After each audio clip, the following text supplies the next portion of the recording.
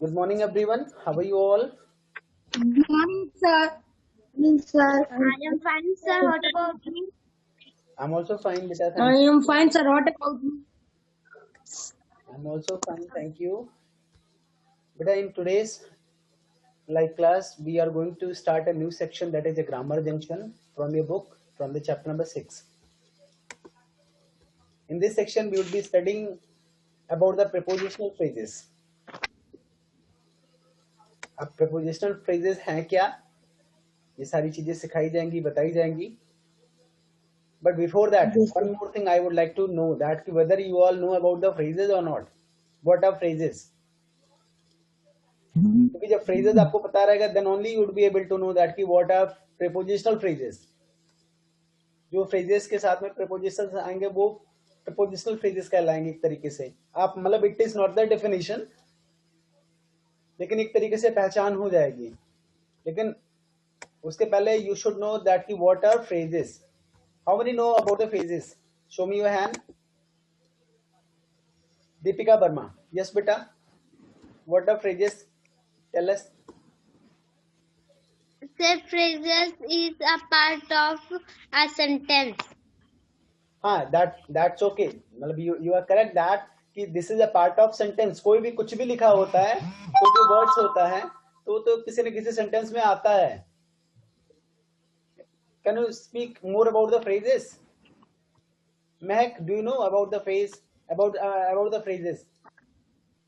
Siddharthi, Priya, Ansh.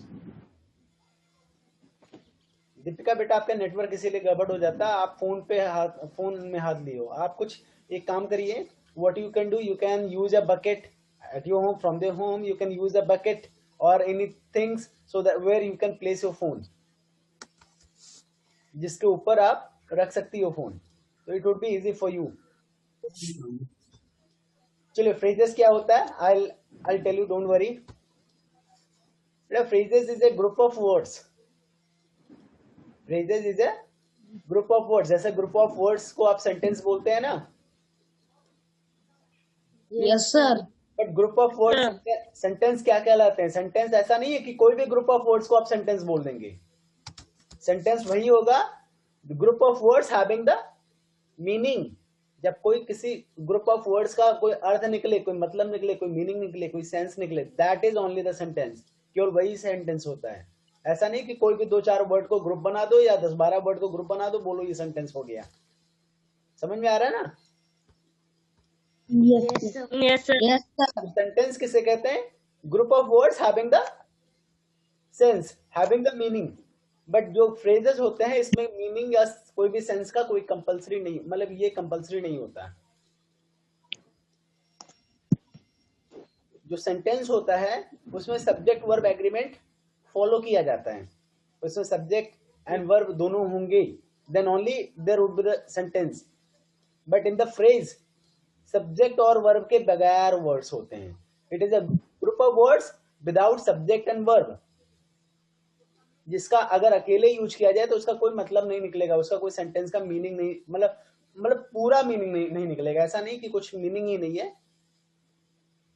But without subject and verb, अब कहने के लिए, समझने के लिए in simple way, if I want to know that की what is difference between the sentence and phrases. Sentence में सब्जेक्ट एंड वर्ब होता है, बट फ्रेजेस में सब्जेक्ट एंड वर्ब कोई जरूरी नहीं है. कोई जरूरी नहीं कि क्या, मतलब वो होता ही नहीं है. Okay. Yes, sir. So whenever in future anybody ask you what is sentence, yeah, what are sentences, you have to speak a group of words having the meaning, having the complete sense is called the sentence. Where अब sentence को एक rule भी होता है, sentence में subject verb agreement को follow किया जाता है. लेकिन अब वही सेंटेंस के बजाय फ्रेज के बारे में बात कर लिया जाए आपसे कि what are phrases, what is phrase. तो phrases are the group of words. Phrases भी जो है वो भी ग्रुप ऑफ वर्ड्स हैं विदाउट सब्जेक्ट एंड वर्ब, बिना किसी सब्जेक्ट वर्ब एग्रीमेंट. मतलब which phrases are the group of words that is that may be the without subject and verb, जो कि सब्जेक्ट और वर्ब के बगैर होते हैं. And if we use individually. अगर फ्रेजेस को अगर हम सिर्फ फ्रेजेस किसी और वर्ड्स के साथ या सब्जेक्ट वर्ब के साथ ना लिख करके केवल फ्रेजेस को यूज करें तो उसका कोई मीनिंग नहीं निकलेगा। लेकिन अगर किसी सब्जेक्ट और वर्ब के साथ किसी फ्रेज को जोड़ते हैं तब जाके उसका कंप्लीट मीनिंग निकलता है। Okay, Yes, sir. Yes, sir. I hope everybody understand what are phrases. समझ में आ गया? Yes, sir. And what are Yes, sir. Prepositions? Prepositions क्या होते हैं? प्रीपोजिशंस वर्ड्स तो पहचानते हैं कि नहीं? Yes, sir. पहचानते हैं। Yes, sir. प्रीपोजिशन वर्ड्स पहचानते हैं तो प्रीपोजिशन वर्ड्स का एग्जांपल बताएं। Arun? Sir, on, above, yes, these are the under. prepositions। अब प्रीपोजिशंस एक्चुअली जो होता है वो पोजीशन शो करने के लिए होता है, Yes, sir. Actually used for the showing the positions. But अब कई बार प्रीपोजिशंस का यूज आपको फ्रेजेस में भी, फ्रेजेस के साथ भी, जैसे स्टडी रेन। अब study rain is a phrase. If you look Oh. in this line there is study rain। अब स्टडी रेन मतलब एक लगातार बारिश। स्टडी रेन के पहले यहाँ पे ऑफ यूज कर दिया गया, दैट मीन्स कि यहाँ पे प्रीपोजिशन यूज किया गया है। और भी कुछ सीखेंगे, थोड़ा सा क्लियरली डिटेल में जानेंगे। But before moving ahead, first read the lines, read these lines that comes from the poem of your chapter. So from here you need to read. Ansh Pandey.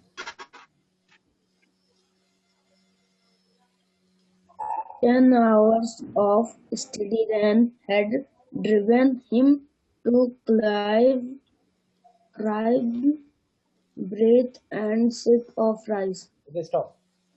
10 hours, 10 hours नहीं बेटा।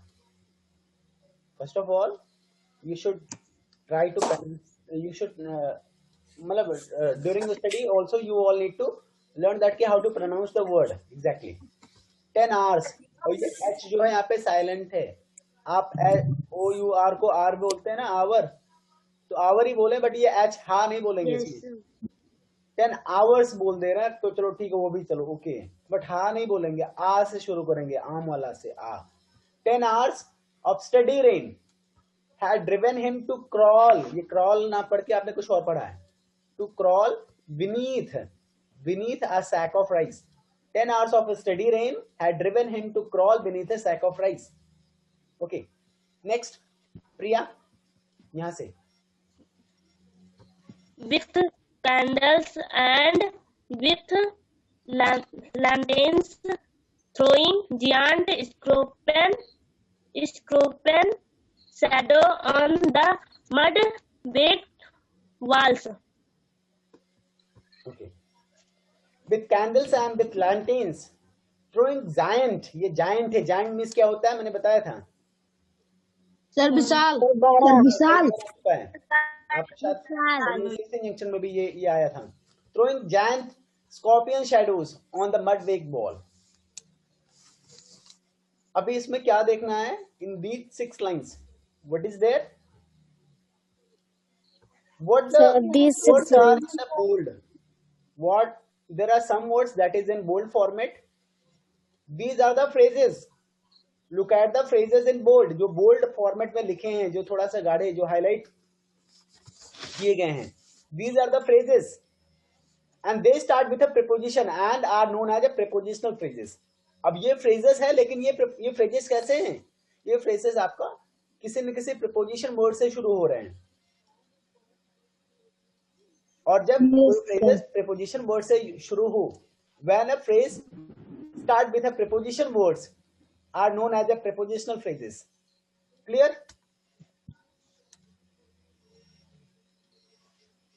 समझ में आया prepositional phrases क्या होते हैं? Yes, sir. क्या होते हैं? Yes, sir.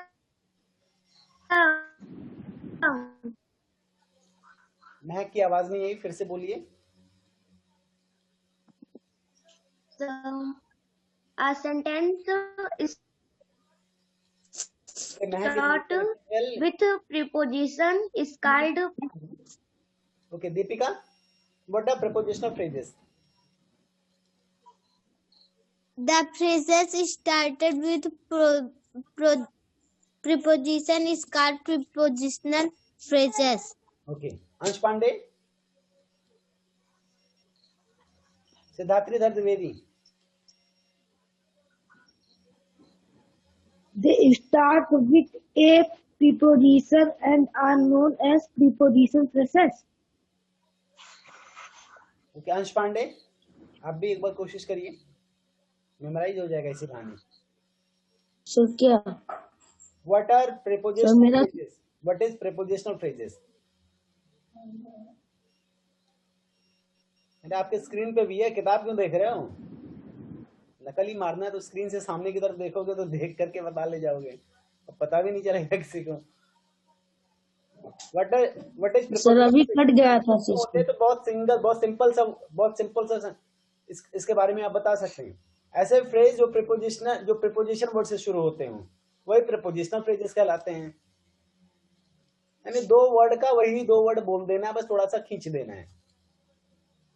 The phrase which start with the preposition word is called the prepositional phrases. I hope you all are getting my point. Sir bar session क्या हुआ बेटा? Am I audible? Am I audible to you all properly? बेटा आवाज proper जा रही है कि नहीं? Yes, sir.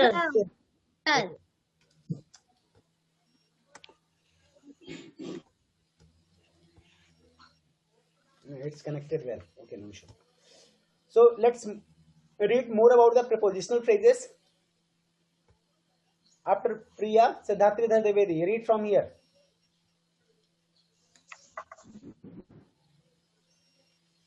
Prepositional phrases are a part of a sentence. They consist of preposition and an object to the prepositional.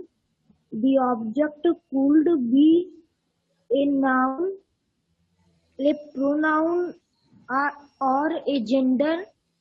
Preposition phrases function as either adjective or adverb in a sentence. Okay, सिद्धार्थी ने ये paragraph मतलब ये तीनों line नहीं पढ़ा, इसमें कई सारे वर्ड्स इन्होंने फिर गलत पढ़े. कोई बात नहीं, एक बार मैं फिर से पढ़ाता हूँ, आप लोग ध्यान से सुनिए so that you can know that how to read and how to pronounce some words. Prepositional phrases are a part of a sentence. They consist of a preposition and an object to the preposition. The object could be a noun. इसको could बोल रहे हैं, L silent letter है यहाँ पे. The object could, WOULD would होता है, COULD could होता है, SH अगर इसी में नहीं, SH में कुछ और बोल रहा हूँ, इसको could would, तो could और would दोनों में L जो है वो साइलेंट लेटर है. The object could be a noun, a pronoun or a gerund. ये gerund है. Prepositional phrases function as either या either adjectives or adverbs in a sentence. अब इसको समझने का प्रयास करते हैं, क्या है इसका मतलब. Prepositional phrases are a part of sentence. जो prepositional phrases होते हैं वो एक sentence के part होते हैं, sentence का ही हिस्सा होता है, क्योंकि prepositional phrases के साथ जब subject and verb जुड़ता है ना, तब जाके वो complete sentence बनता है. So that means prepositional phrases जैसे phrase आपका sentence का part हो सकता है, prepositional phrases also can be a part of a sentence. Okay? They consist, अब उसमें क्या होता है, क्या क्या उसमें consist होता है. They consist of a preposition and an object to the preposition. इसमें एक preposition तो होता ही है, and an object to the preposition, और एक object के लिए preposition होता है. The object could be a noun, और जो object हो सकता है वो क्या हो सकता है. The object could be a noun, या तो noun हो सकता है, या pronoun हो सकता है, या gerund हो सकता है. Prepositional phrases function, जो prepositional phrases होते हैं वो किस तरीके से function करते हैं. They function, वो किस तरह का कार्य करते हैं. फंक्शन में कार्य करना किस तरीके से, वो एक्टिंग करते हैं. जो प्रीपोजिशनल फ्रेजेस एक्ट बोले या फंक्शन बोले, बात एक ही है. Prepositional phrases act as either adjective और एडवर्ब, या तो एडजेक्टिव की तरह यूज किए जाएंगे प्रीपोजिशनल फ्रेजेस, या तो एडवर्ब की तरह यूज किए जाएंगे। अब एडजेक्टिव क्या होता है, एडवर्ब क्या होता है, ये क्लियर है? किसी भी सेंटेंस में एडजेक्टिव क्या होता है? Yes, sir. Sir. हाँ बताइए, कौन बताएगा? सिद्धात्री एक बार आप कोशिश करिए, बाकी दीपिका और महक तो बता ले जाएंगी। Prepositional phrases as either adjective मैं ये सब नहीं पूछ रहा हूँ, or listen carefully what I am asking that कि what is adjective words, what are adjective words, words adjective क्या होता है?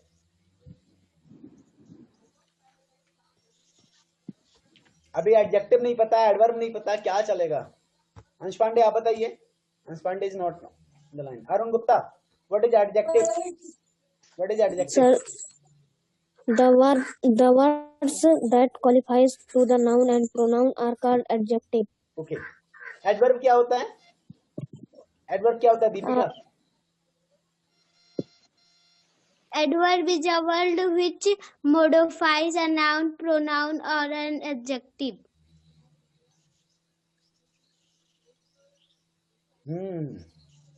महक आप बताइए, दीपिका ने जो बोला क्या वो सही है? No, sir. क्या होगा इसका? Sir, an adverb is a word that qualifies verbs. बेटा देखिए, दो चीजें हैं। एडजेक्टिव हिंदी में समझाते हैं, हिंदी में आप लोग आपको मैम ने पढ़ाया होगा विशेषता, पढ़ाया है कि नहीं? Yes, sir. और एक पढ़ाया होगा क्रिया विशेषता। Yes, sir. विशेषता क्या होता है? जब किसी भी पर्सन या किसी संज्ञा या सर्वनाम की विशेषता बताने वाले शब्द विशेषण कहलाते हैं। विशेषण कहलाते Yes, हैं। sir. ठीक है, किसी Yes, sir. संज्ञा या सर्वनाम की विशेषता बताने वाले शब्द को विशेषण कहते हैं, यानी उसे एडजेक्टिव कहते हैं। एडजेक्टिव यानी विशेषण। Okay, Yes, sir. लेकिन जब किसी क्रिया की विशेषता बताने वाले शब्द को, देखो पहले जो विशेषण किससे करते हैं, संज्ञा या सर्वनाम की विशेषता बताने वाले शब्द को विशेषण कहते हैं। लेकिन संज्ञा या सर्वनाम के बजाय जब क्रिया की विशेषता बताने वाला कोई शब्द हो, कि जो कार्य हो रहा है वो कैसा है, उसको क्वालिफाई करे, उसकी क्वालिटी को बताए, या उसको मॉडिफाई करे, कुछ भी आप कह सकते हैं, यानी सब मिला के क्रिया की विशेषता को बताने वाले शब्द को क्या बोलते हैं? क्रिया विशेषण कहते हैं। क्रिया विशेषण। तो क्रिया विशेषण को क्या बोलते हैं? एडवर्ब्स। यहाँ पे वर्ब भी लिखा है, इसीलिए यही पहचान हो जाती है। Yes, sir. Adverbs is a words that modify the verbs. आप मॉडिफाई यूज करते हैं तो मॉडिफाई आप बोल सकते हैं। Also you can say adverbs are the words that qualify the verbs. Qualify words कई लोग यूज कर रहे हैं, क्वालिफाई की तरह यूज करिए, लेकिन ये वर्ब के लिए यूज करिए। Adverbs are the words that speak about the verbs, speak the quality of the verbs, उसकी क्वालिटी को बताते हैं, उसकी विशेषता को बताते हैं। और एडजेक्टिव क्या होता है? वो नाउन या प्रोनाउन की विशेषता को बताते हैं। एडजेक्टिव मॉडिफाई बोले, क्वालिफाई बोले, what ever the words you can choose, but it is the quality, it indicates the quality of the noun और प्रोनाउन। ओके, अच्छा एक बात और है, Yes, एडवर्ब्स कई बार एडजेक्टिव की भी विशेषता बताते हैं। आप लोग को पढ़ाया गया है या नहीं मुझे नहीं पता, in some of the class, I hope या 6 या 7th में किसी क्लास में बताया गया है, या 5th में शायद बताया गया हो। Adverbs also used as an adjective for the adjective words. Adverbs also can be used for the adjective words. किसी भी विशेषता को की विशेषता बताने के लिए, विशेषता को एक तरीके से ये बताने के लिए, हाउ मच या हाउ मच, कितना ज्यादा या कितना कम। मान लीजिए एक होता है ना कि दिस इज ब्यूटीफुल हाउस, एक एग्जांपल दिया गया, let me right,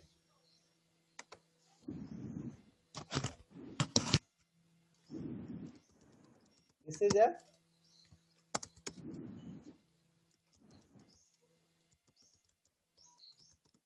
a beautiful house, यार ये बहुत सुंदर घर है। अभी ब्यूटीफुल क्या है, एडजेक्टिव है या एडवर्ब है in this sentence? adjective. Beautiful house की क्वालिटी को बता रहा है, that means house is a noun, तो ब्यूटीफुल इज ए एडजेक्टिव। लेकिन अगर यहीं पे हमने वेरी लगा दिया, then what is this very? ये वेरी क्या है? ये very is working as a adverb of degree. Okay, because ये वेरी आपको ये बता रहा है कितना सुंदर है। This is telling about the adjective, कितना कम या कितना ज्यादा, हाउ मच। तो इस very is a adverb of degree in this sentence. Simply you can say that कि it's a adverb. ठीक है, क्लियर बेटा? Yes. हाँ, तो Yes, adverb sir. के बारे में अगर आपको तो सिंपली अगर कोई पूछे what are adverbs, तो ये सारी चीजें बताने की जरूरत नहीं है। Simply you can say that कि adverbs are the words that qualify the verbs, that speak more about the verbs. Adverbs जो है केवल वर्ब के बारे में बताते हैं, केवल इतना बोलिए। हाँ, अगर कभी आए, अगर कोई ऐसे पूछ ले कि कैन एडवर्ब क्या, एडजेक्टिव के पहले ये वेरी क्या है, तो ये एडवर्ब होगा। किसी भी एडजेक्टिव के बारे में कि वो कितना ज्यादा या कितना कम है, जिस भी वर्ड से इंडिकेट किया जाए, दैट इज एडवर्ब। उसको ध्यान रखिएगा, ये अलग से है। ओके ना, अब यहाँ पे आपने एडवर्ब, वर्ब, नाउन क्या है, प्रोनाउन क्या है, I hope everybody know. What are gerund? Gerund क्या होता है?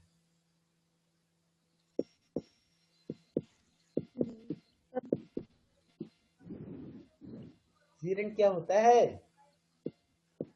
The object could be a noun, a pronoun. I hope everybody know about the noun.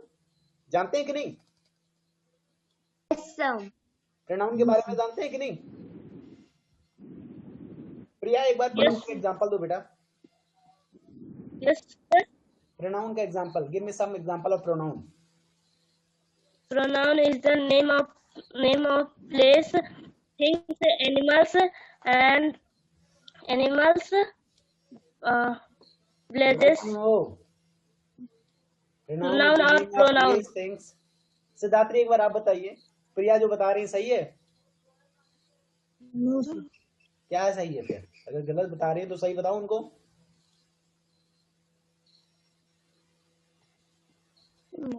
Pronoun क्या है? Pronoun is sentence or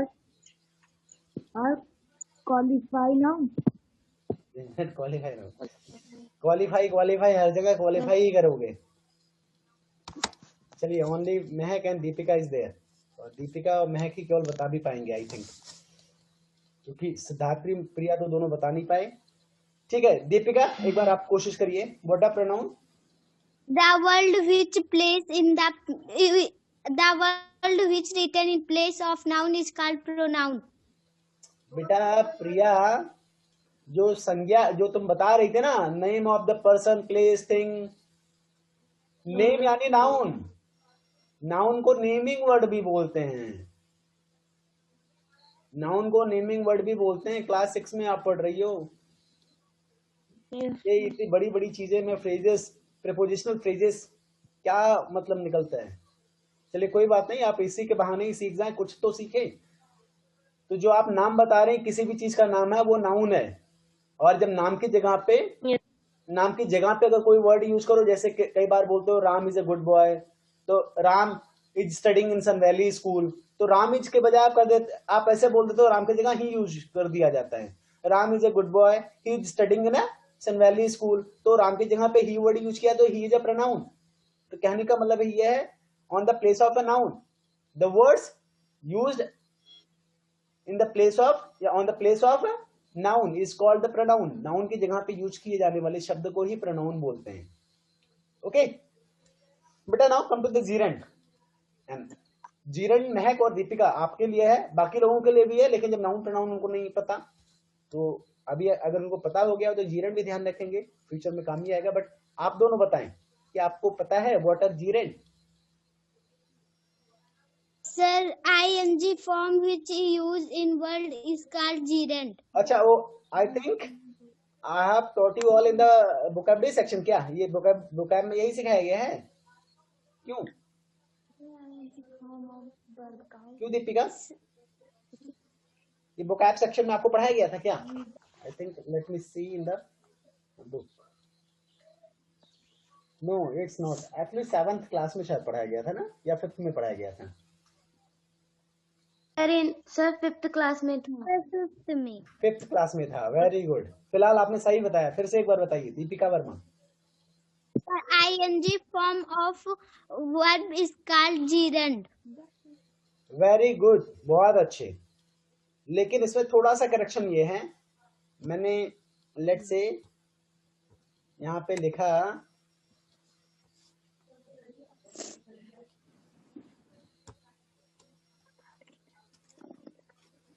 run, पहले लिखा रन, मैं पूछूं क्या है तो आप कहोगे वर्ब है, क्या यही तो कहेंगे? Yes sir. मैंने लिखा रनिंग, मैंने लिखा रनिंग। अब ये रनिंग क्या है? What is this running? Verb. The gerund. No, it's not a gerund, it's a running. Running हमेशा आपका एक एक्शन वर्ड है, वर्ब है। जब आप sir verb. It is a verb, it's not a gerund. Deepika, वही मैं समझाने का प्रयास कर रहा हूं आपको। नाउ अब यहां पे जो ये रनिंग है, फर्स्ट रन तो आपका वर्ब है ही, रन से आपका रनिंग बना, तो रनिंग यहां पे वर्ब है, बट रनिंग यहां पे जीरेंड है। अब दोनों में अंतर क्या है? When ING form of the verb, जब ING form of the verb को आप प्रेजेंट पार्टिसिपल भी कहते हैं, ठीक है? जब किसी भी वर्ब का आईएनजी फॉर्म जो होता है, जब वो नाउन की जगह पे यूज किया जाए, मतलब नाउन के लिए यूज किया जाए, sorry, when a ing form of a verb is used as an adjective for a noun, यहाँ पे एडजेक्टिव की तरह यूज किया जाए किसी नाउन के लिए, तो ये क्या कहलाएगा? ये जीरेंड कहलाएगा। कोई भी ING form of the verb gerund नहीं कहलाएगा। जब वो किसी नाउन के लिए यूज किया जाए, जब वो किसी नाउन की विशेषता बताने के लिए यूज किया जाए, तभी वो जीरेंड कहलाएगा। क्लियर? समझ में आया? Yes sir. अब बताइए क्या होता है? A noun, when ing form of a verb is used as an adjective for a noun. Yeah, when ing form of a verb, when ing form of the verb act as an adjective for a noun is called gerund. जब कोई भी आपका ing form वाला verb है वो adjective की तरह काम करे, एडजेक्टिव जैसा काम करे किसी नाउन के लिए, तभी वो जीरेंड कहलाएगा, अदरवाइज नहीं। ठीक है, बताइए एक बार फिर से, what are gerund?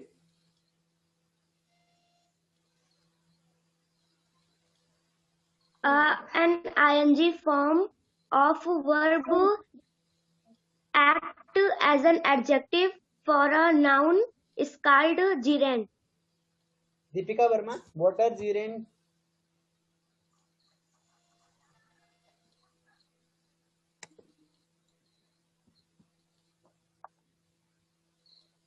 Deepika, what are gerund बेटा? एक बार आप भी बताइए, so that we can move ahead.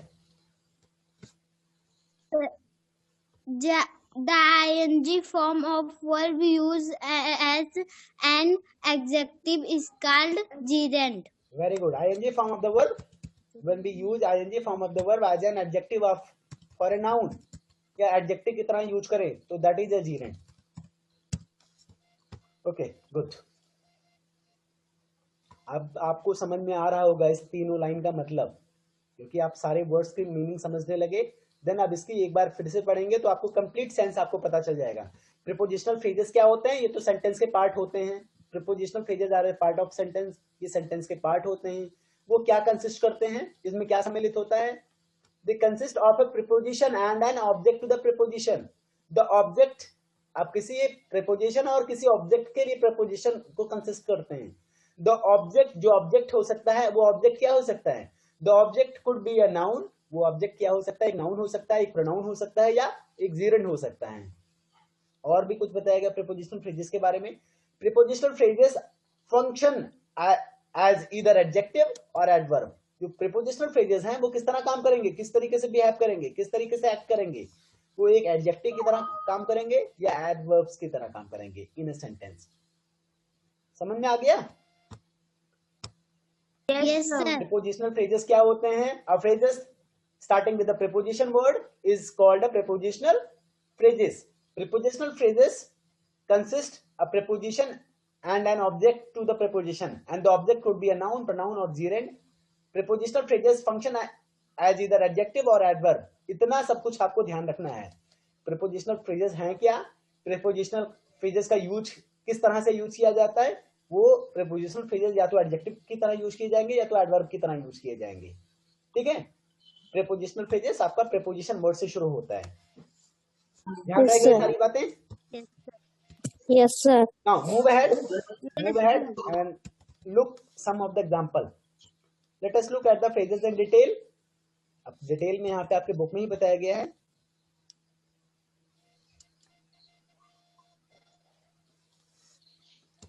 यहाँ पे क्या है? Of study rain.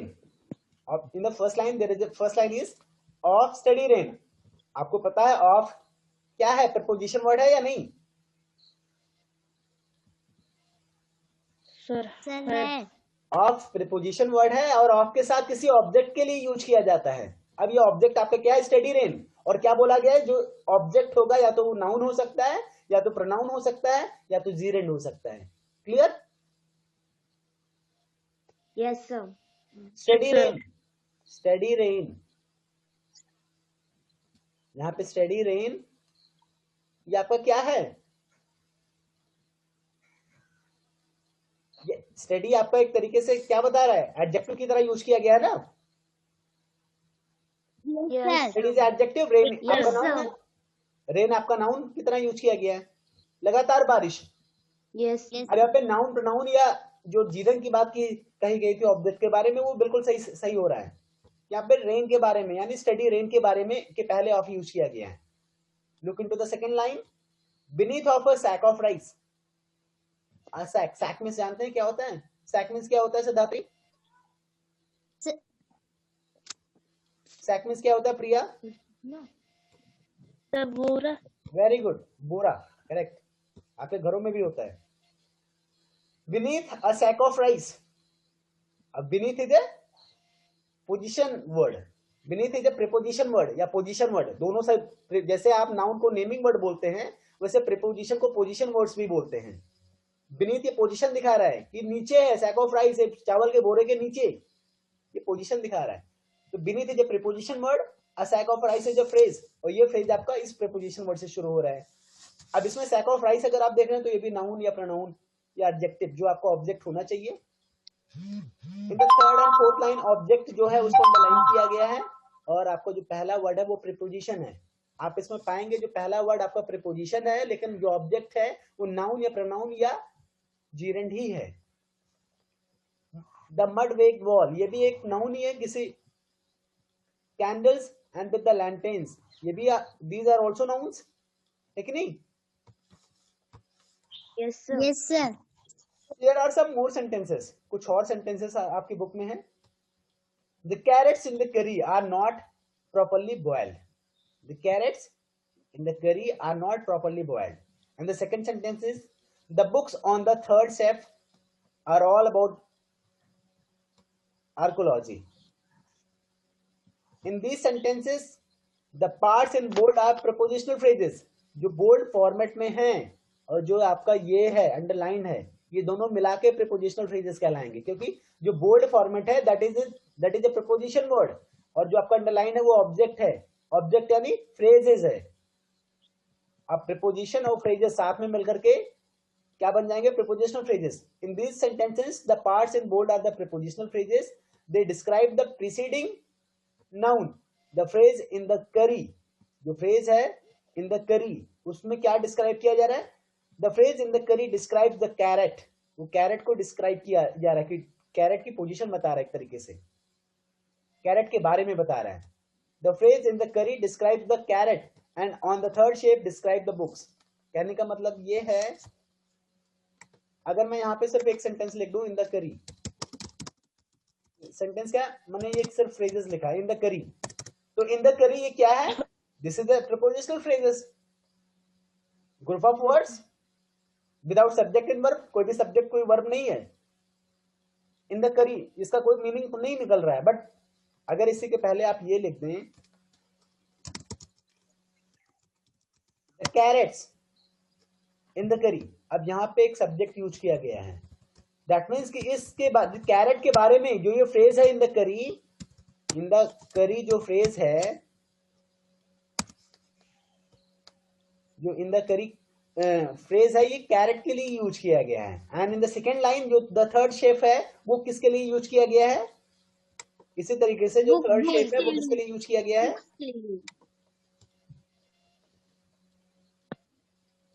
क्यों बेटा? The last minute is Yes, sir.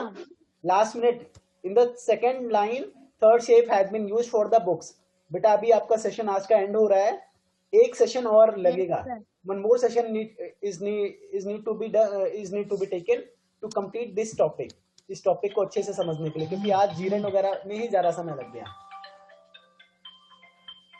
सो क्या मैं इसको फोन बंद करिए।